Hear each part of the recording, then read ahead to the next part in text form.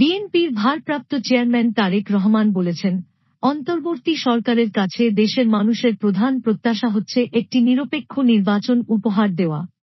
আমাদেরও প্রত্যাশা এটি যত দ্রুত সম্ভব সম্পন্ন করা হোক। যদি বাংলাদেশ জাতীয়তাবাদী দল বিএনপি জনগণের সমর্থন নিয়ে সরকার গঠন করতে পারে, তাহলে আমাদের মূল কাজ হবে দেশ পুনর্গঠন।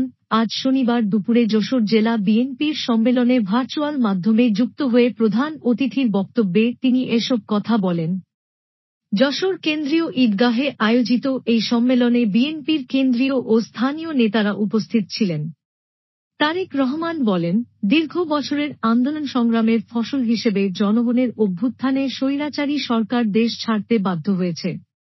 ওই সরকার অস্ত্রের জোরে ক্ষমতায় ছিল এবং বিএনপি সহ বিরোধী দলগুলোর নেতাকর্মীদের ওপর চরম নির্যাতন চালিয়েছে। সংস্কারের প্রসঙ্গে তারেক রহমান বলেন, বিএনপি ইতোমধ্যে ৩১ দফা সংস্কার পরিকল্পনা উপস্থাপন করেছে, যা দেশের পুনর্গঠনের মূল ভিত্তি হিসেবে কাজ করবে। তিনি উল্লেখ করেন, বিএনপি একমাত্র দল যারা জনগণের স্বার্থে নৈতিক অবস্থান ধরে রেখেছে। রাষ্ট্র পুনর্গঠনের পরিকল্পনা সম্পর্কে তিনি বলেন, আমাদের লক্ষ্য দেশের মানুষের ভাগ্যোন্নয়ন, কোটি কাছাকাছি বেকারদের কর্মসংস্থান সৃষ্টি, কৃষকদের জন্য সেচ ব্যবস্থা উন্নত করা, শক্তিশালী শিক্ষা ব্যবস্থা গড়ে তোলা, নারীর ক্ষমতায়ন বৃদ্ধি এবং স্বাস্থ্যসেবার মানোন্নয়ন। সম্মেলনে বিএনপির চেয়ারপারসনের উপদেষ্টা আমানুল্লাহ আমান উদ্বোধনী বক্তব্য দেন।